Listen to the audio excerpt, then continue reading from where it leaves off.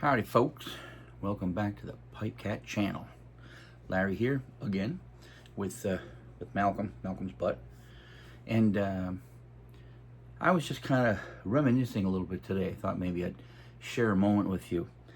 What I have right here with me is my very first Firefly guitar that I ever bought, and this was about 7 years ago, I think. This one, Firefly FF338. Now this one came out before they started doing the ball end frets and all that. A lot of work has gone into this. As you can probably tell, these are not the original pickups either. These are Tone Emporium pickups out of Canada. Nice Alnico 5 humbuckers. And this guitar has been, again, sleeping in my closet doing nothing, when it's actually one of the nicer guitars I've got. It plays like a dream, and I thought that I would just take it out and share with you what the original allure of the Firefly was. I mean, it's still pristine. I haven't damaged it in any way, you know. Still looking good, front and back. And, you know, had those pearloid-backed closed tuners.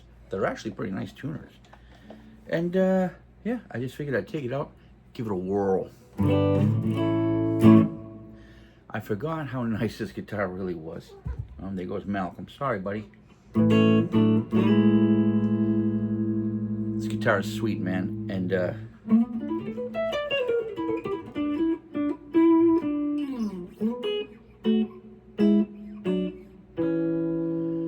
still plays like an absolute dream. The action on this thing is, I mean, the action is almost negligible. It's so small, and it's about as low of an action as I actually like.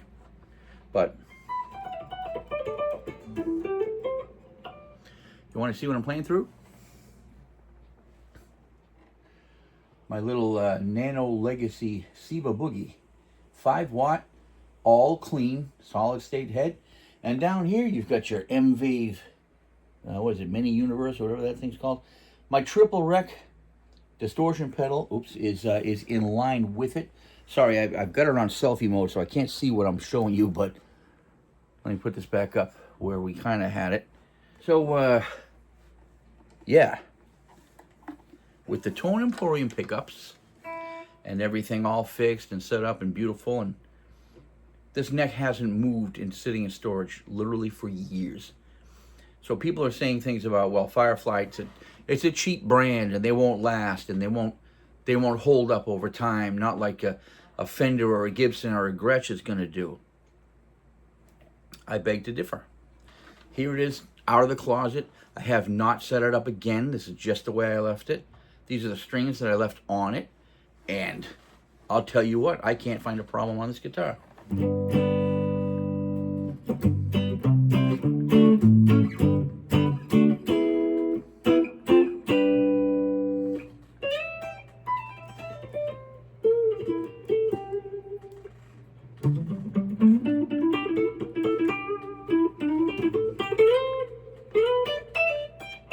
That's the neck pickup.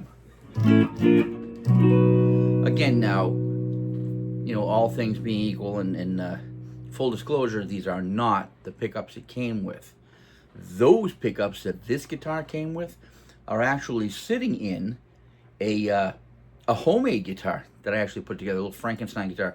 I had a nice Fender neck, and I decided to buy a body and experiment with coloration, and it was a dual humbucker Strat-shaped body. And the pickups from this guitar were nice. There was nothing wrong with them. I took them out. I had them in storage. What led me to finding this guitar again was that that Franken guitar that I've got out there, my Franken Fender, it needed pickups. And when I found these original pickups that were in this one, I said, I wonder, did I not like those for some reason? I think mostly what it was is I was just looking to experiment with Tone Emporium pickups. That's what led me to change the pickups in this guitar. Not that there was anything wrong with them. They're wax potted. They sound great. I dropped them in my Franken Fender, and they still sound phenomenal. So I didn't need to change these out, but these that are in here now are pretty damn nice as well. Tone Emporium out of Canada.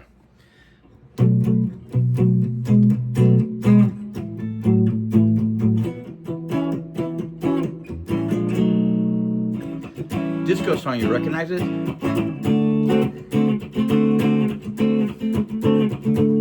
Shame, shame, shame, shame. Shame on you if you can't dance too. Don't stop the motion, cause you got the notion. You can't stop the groove, cause you just won't move. Got my sunroof down, got my doors in the back. Put on your shake and wiggle wall, and if you don't like, I ain't coming back. Ow! Shame, shame, shame, shame. Shame on you if you can't dance too. Disco. Nothing is below Pipe Cat. Not even disco. Bridge pickup. Everything turned all the way up.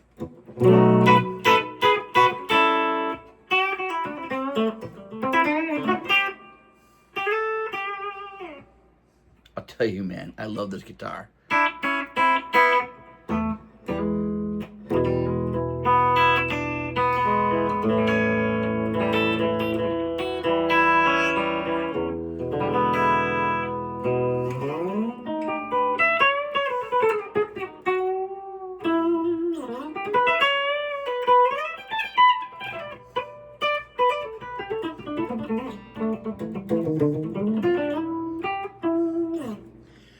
Middle position, blend of the two.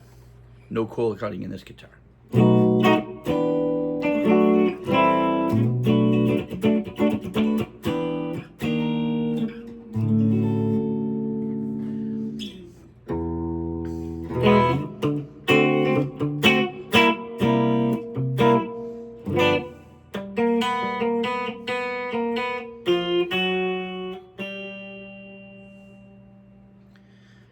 The intonation of this thing is brilliant.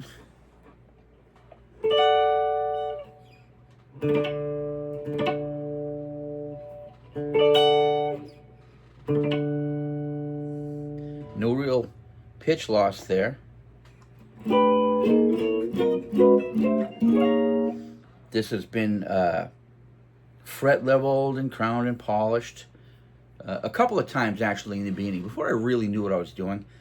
But not too long ago in this guitar's history, I actually had it out, and I did it for real with the with the real tools, and got that down to where nothing buzzes anywhere. I still had little bits and buzzes from before, but no.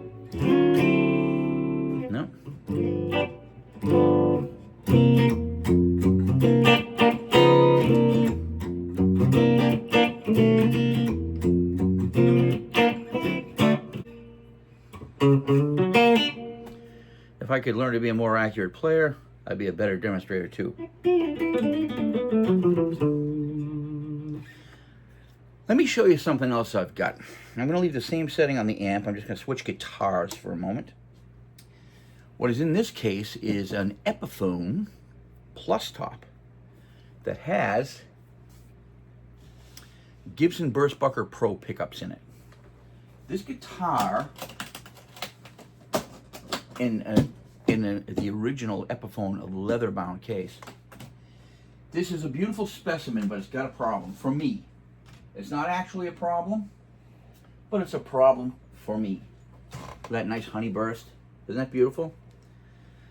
The problem this guitar has for me is not a problem for most people. And what that is that the neck is a little thicker than I prefer. And now that I'm old and arthritic, with all kinds of diabetic neuropathy bullshit going on, I'm really starting to feel a thick neck and not being able to play off it that well. In fact, when I bought the guitar itself, it came without pickups. I met some dude in a Guitar Center parking lot. It was a Craigslist ad.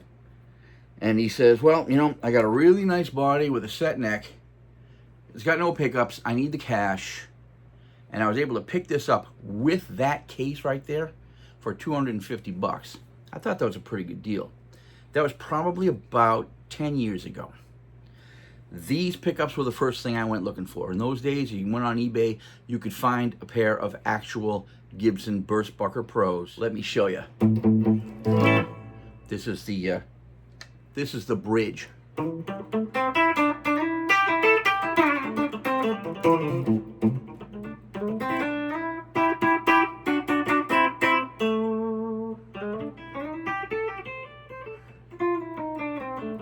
It's got a little tiny bit of fret buzz here and there because it's largely been neglected for a while. But it goes to prove something. That Firefly over there has been sitting in storage as long as this has been. The Firefly didn't move. This did. And that's even got a thicker neck. So again, does Firefly lose value, lose setup, lose, does it fail over time? That one certainly didn't. This one is typical. It sat in a closet, basically not a humid place, not a particularly cold or particularly hot place, just a locked closet for quite a while in that nice case right there. The neck has actually bowed back a hair, which is unexpected. It's still playable, just got that little bit of buzz in it. If you play lightly, there is no buzz.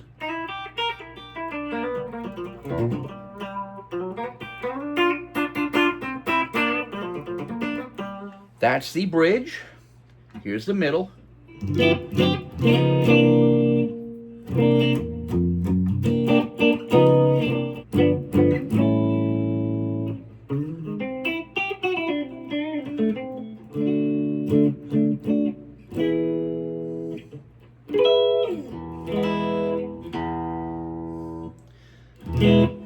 Still a beautiful guitar, but the neck is too chunky. I get the pain in here, right in here. Arthritis sucks, man. Do yourself a favor. If you're below 60, don't hit 60. Don't get old. I made the mistake. Don't you do it.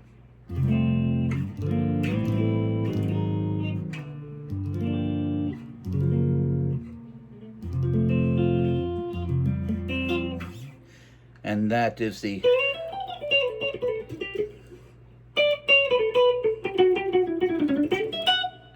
middle position. Here is the neck. And as you know, the neck position pickup is usually where I'm playing at. It's my favorite pickup. This has got a nice neck pickup. I mean, both pickups are nice, but I love the tone of this neck pickup. Nice guitar, thick neck. Now, I could, and I've seen it done, I could take the finish off the back of this neck and scrape that down. I could bring this down to a C profile. It's kind of a D right now. But I don't want to do that because it's still original. It's flawless. There isn't a ping on this guitar anywhere. So I just don't want to do that. So I think I'm going to end up selling this one. But imagine how many nice, Fireflies or other off-price brands you could buy with what I could get for this. I'm guessing it's maybe 2 or 3, Do I need them? No. Do I want them? Always.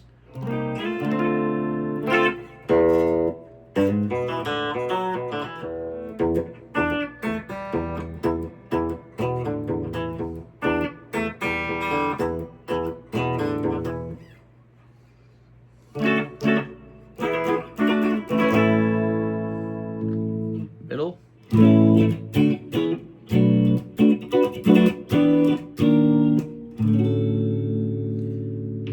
And neck.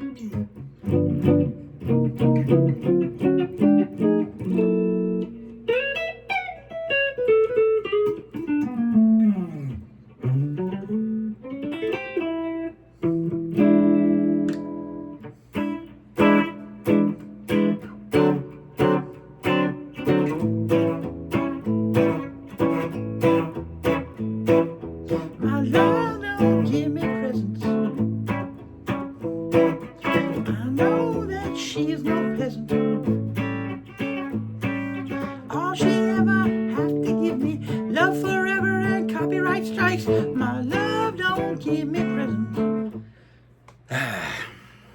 Would love to keep playing this guitar. Would love to put all kinds of time into the reset of it. All I have to really do is just raise that bridge of hair, and any buzz I'm hearing will go away. Because the neck, I think, pretty straight.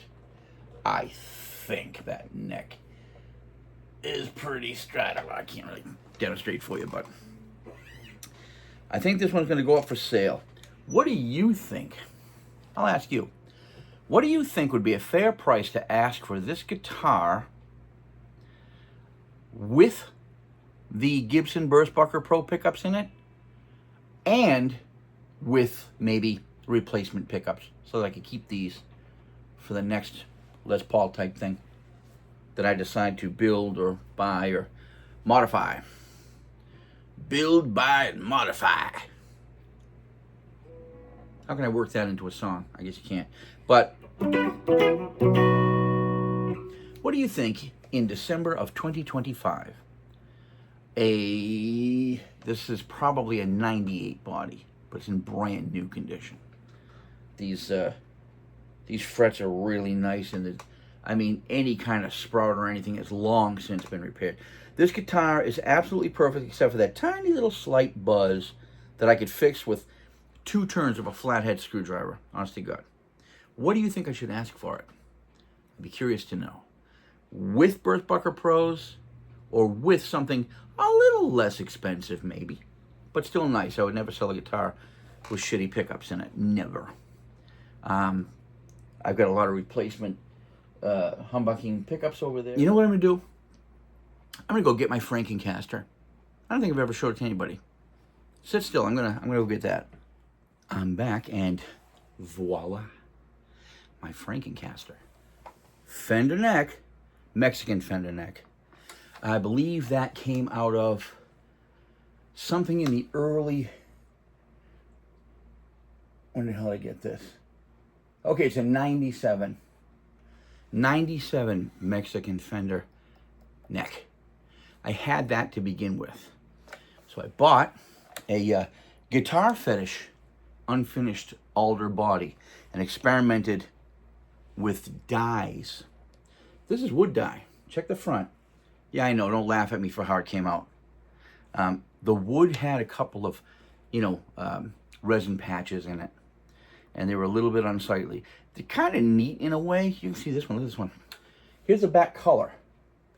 Okay, this is all done with wood die purchased off Amazon. Just a little envelope of assorted wood dies. And I'll tell you what, man. Look at that. Look at the intensity of the color. But this is the guitar and the cat hair that I built. See? Look inside the horn right there. You see that? Down the bottom horn here. You see that sort of resin patch? Wouldn't accept the die. Same thing happened down here where this bird is. So I've been calling this thing my hummingbird. But what I put in it were the pickups. These are the pickups from this, from my red Firefly FF338, the first one I ever purchased. These are the pickups from that guitar. And if you want to see what those sound like, let me show you. Oh, before I do show you those, that bridge right there, that is a two-point bridge with a thick steel blade under it. I can't really show you, can't see it, but it's a thick blade. It gives it some pretty good sustain, and that also means it's got a bayonet type whammy bar, which means there's no play in it, and that's what I was going for. Here's what she sounds like. Firefly pickups, mind you.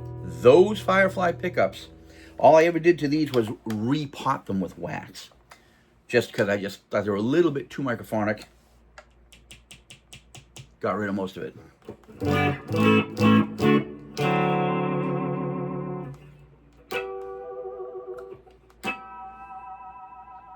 This is your bridge position Firefly FF338 humbucker.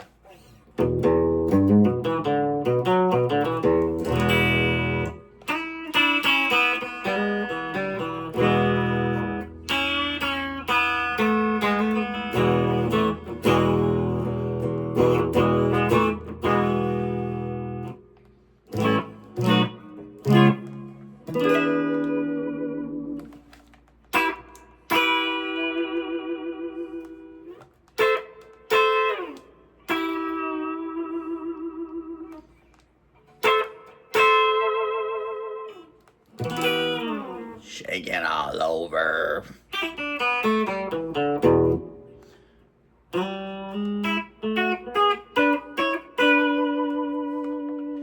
Middle position, blend position. Big scoop.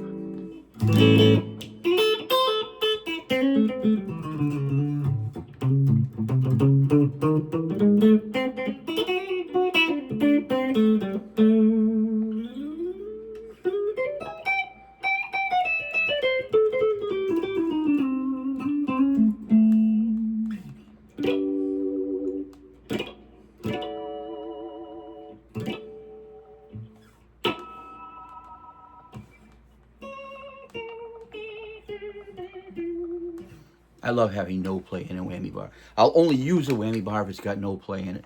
Those screw-in ones, you're going to mess with them, put a little spring underneath them, Teflon tape, whatever you're trying to do to get it to suck up whatever gap it has, and it never really lasts. And the pain in the ass is when you go to put the guitar away and you got to take the whammy bar off, you're going to either lose that spring if you don't have it secured in there somehow, or you're going to just wear out whatever tape you put on it. Pain in the ass. So guitars that typically have that kind of a 6-point tremolo on them, like a standard Strat, I will block them. Or I'll just tighten the string so much that it's pulling all the way back. I just leave it there and I intonate it that way. Play it like a block bridge.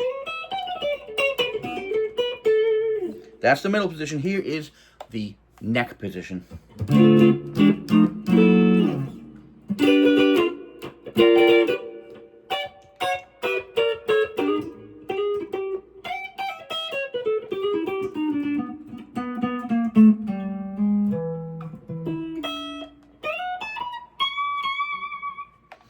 I like it.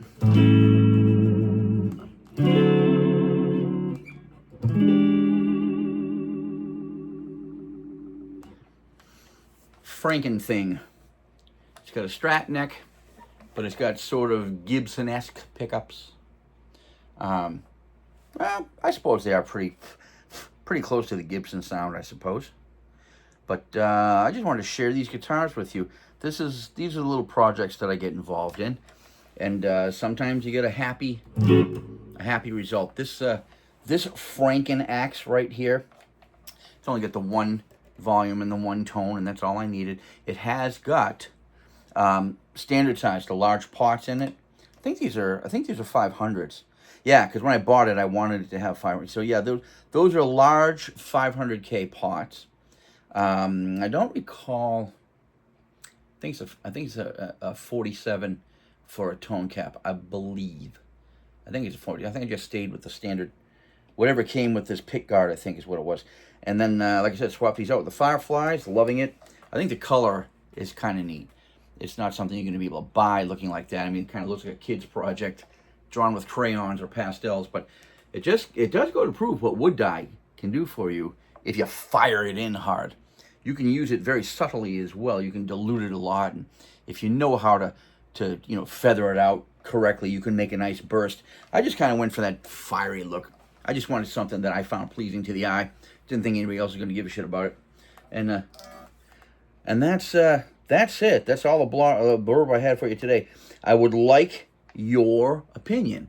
What do you think I should charge for this Epiphone Plus Top Les Paul that comes with this real leather Epiphone branded hard case?